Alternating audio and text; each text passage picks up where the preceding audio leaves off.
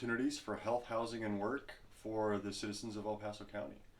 And we believe that everyone has the um, the right to experience those three, and that's what we want to help push people towards and guide them towards. So that's why we're here. Yeah, so this is actually our 25th year is this year, and it started out with a couple named Paul and Marilyn Vazurek, and they started out by making sack lunches and going and handing them out in the park, and that was kind of their first thing. They were students at a Bible college here in town at the time, and they came out there and they were going out and handing out sack lunches and doing that, and then they started inviting individuals who were committed to sobriety to come and live in their basement. And that's kind of where it started. And then it grew from there into, I believe, one floor of the building we're on now that they were able to rent out and start up kind of a clothing and food pantry. And it grew, and they always, one of the oldest ones they've had is that recovery program. And so they always worked with people who wanted to get sober. And so that was always kind of a foundation of the mission.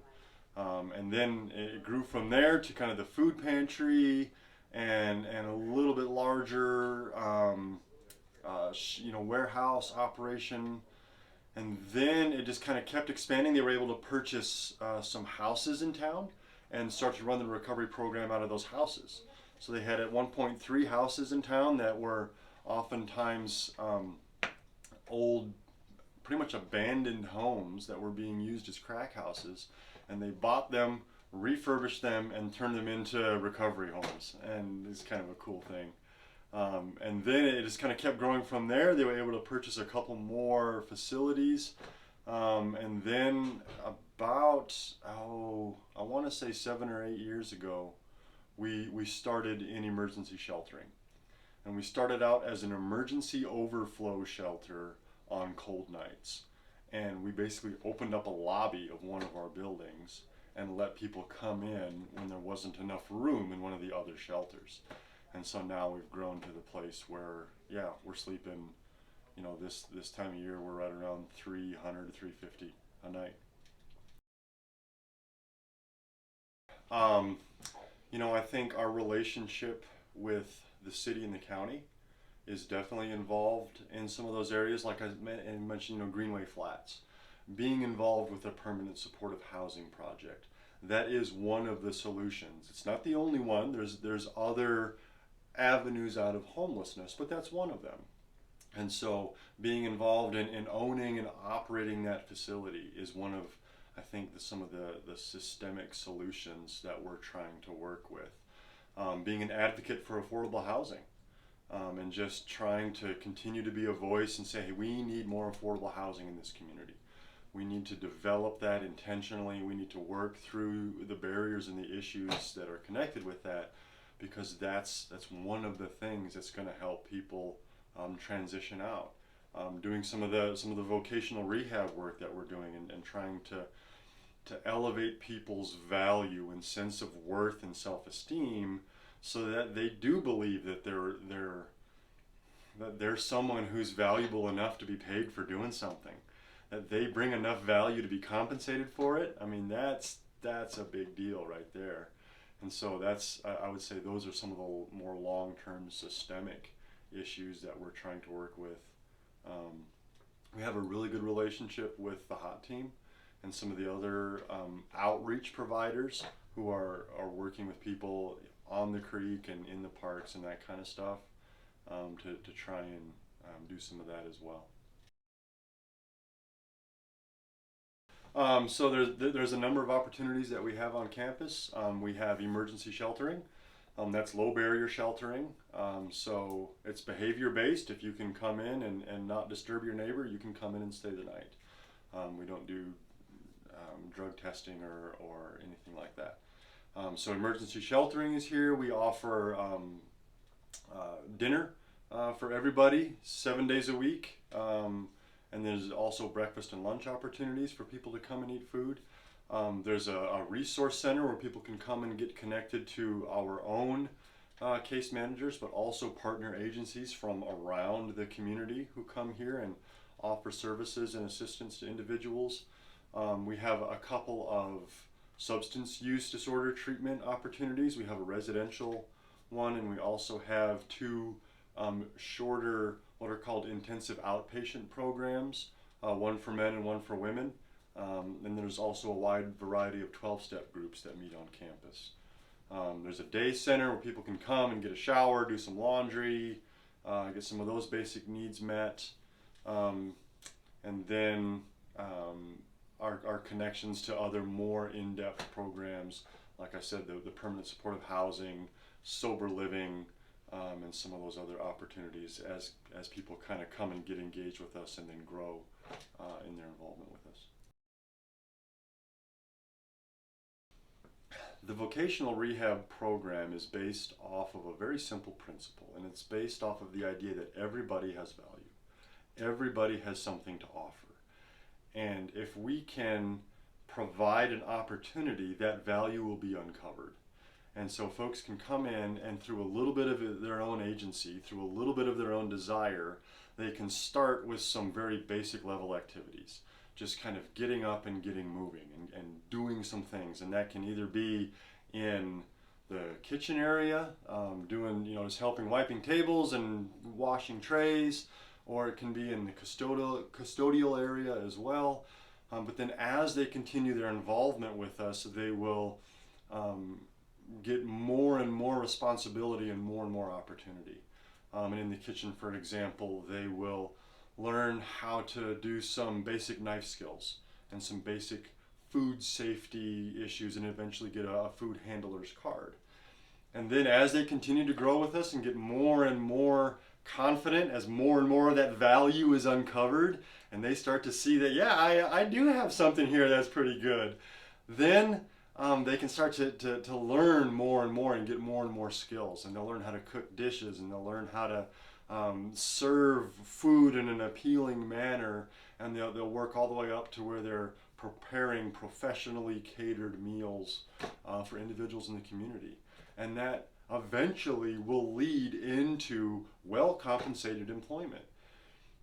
And that's great. We love it when folks get good jobs, but for us it's almost more important that they see themselves as someone of value, that hey, I can bring something to the table that actually deserves compensation.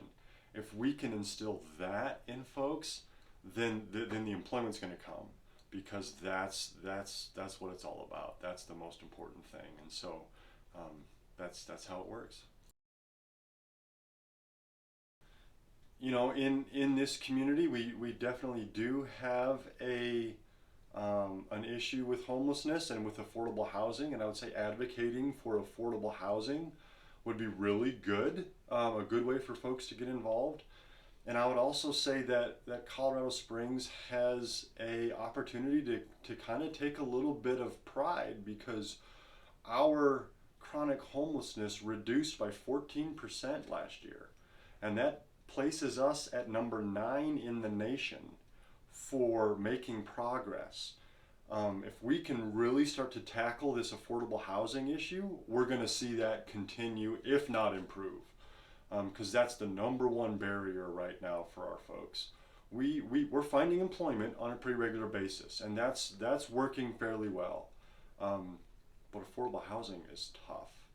And so advocating for that and knowing that would be really cool. And the second thing that I would say that I would want community members to know is we really need to find a better solution for serious mental illness. So many of my folks and my friends on this campus are struggling with very severe mental illness.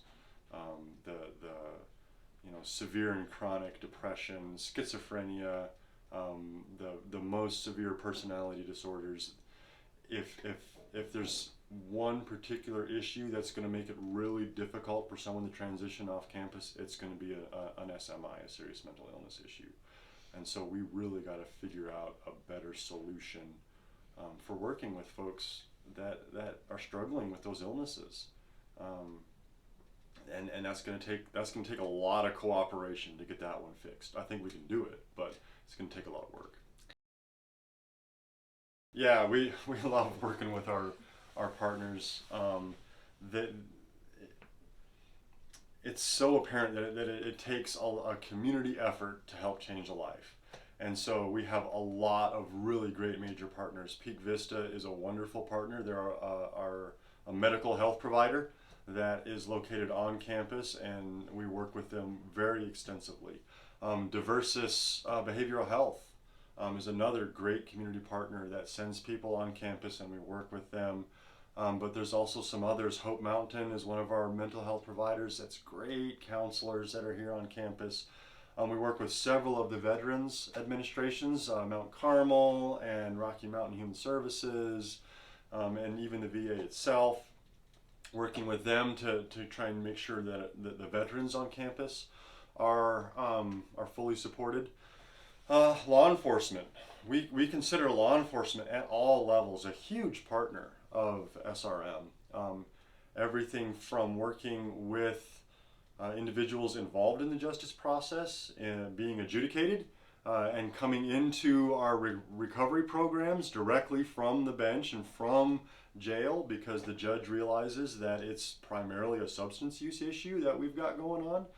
And so working on that level, but then also upon release and working with inmates who've been released and working with the parole and probation departments to make sure that those inmates are both accountable and supported, to see if we can't stop the cycle of incarceration.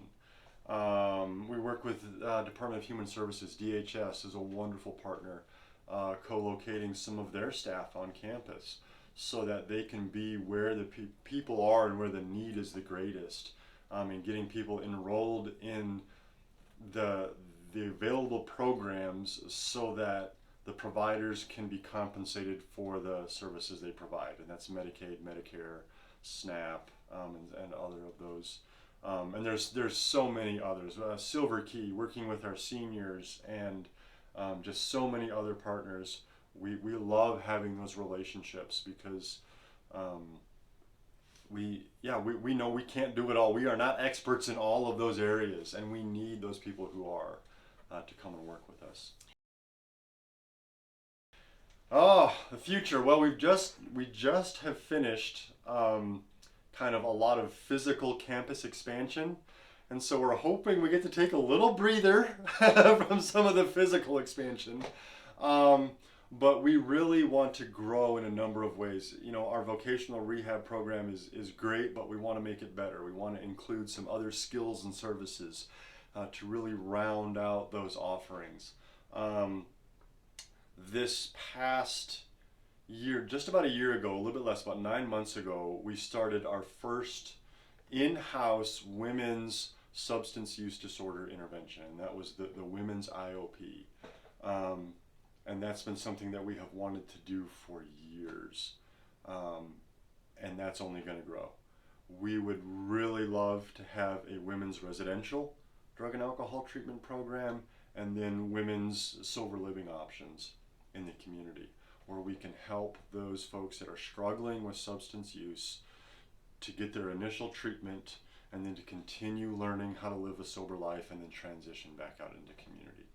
That's one of the areas we really want to expand and grow.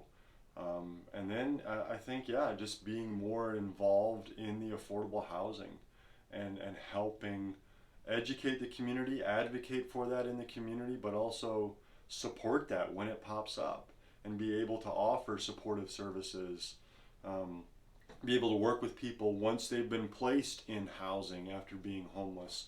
That's actually a tough transition and it needs some support, and so we want to be able to advocate for those and even help in some of those ways as well. So that's what I would say is some of our short-term goals. Yeah, so a couple of events coming up. Thanksgiving dinner's coming. It's right around the corner. And then after that will be Christmas dinner. And those are events that we have here on campus that are just really a lot of fun. And so those are always great. And so food donations for those is always welcome. And then going to the website. We have a goal of um, trying to get what we call Neighbors of Hope. And that's a regular financial giving opportunity but it comes with a little more of a connection, because when someone signs up for becoming a Neighbor of Hope, they receive a little medallion, and on the medallion is a bed number. And they'll have an opportunity to write letters of encouragement to that person who's in that bed. We'll ask them to pray for the person who's in that bed.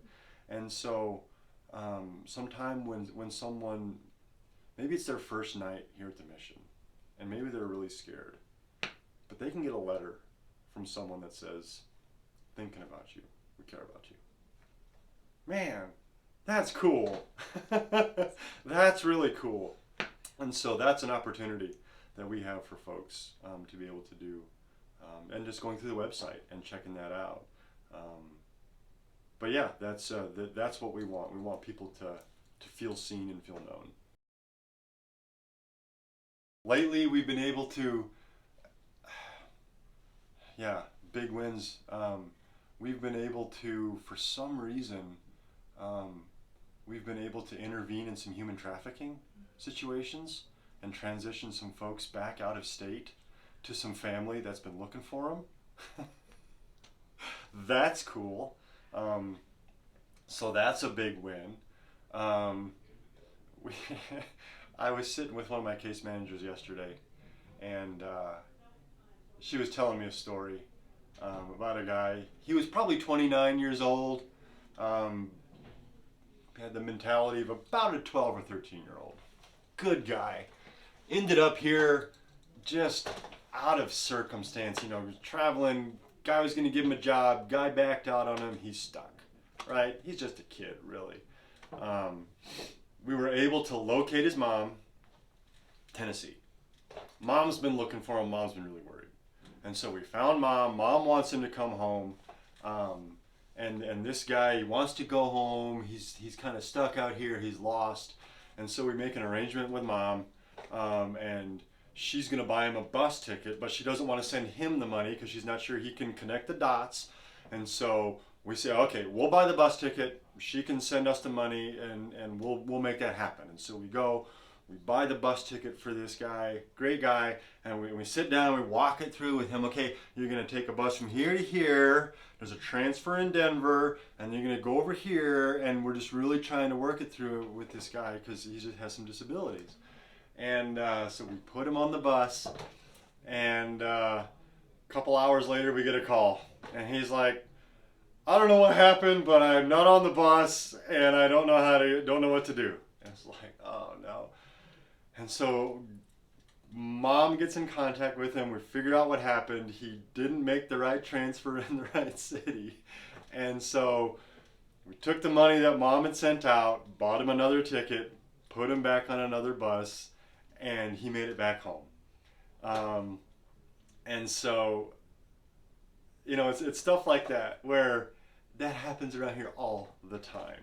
Where it's like, okay, you get on a bus here and don't get off until you get home, but that plan just goes sideways because that's just the way it goes. It's like, all right, we'll figure it out, and we worked through it. And he got home, and Mom's sending us pictures of him and Mom together, and she's so happy because she's been worried. And he made it home, and he was afraid, but he made it there. And it just took a little bit of phone calls and a couple of bucks to get him another bus ticket and stuff. But yeah, it's getting people back home.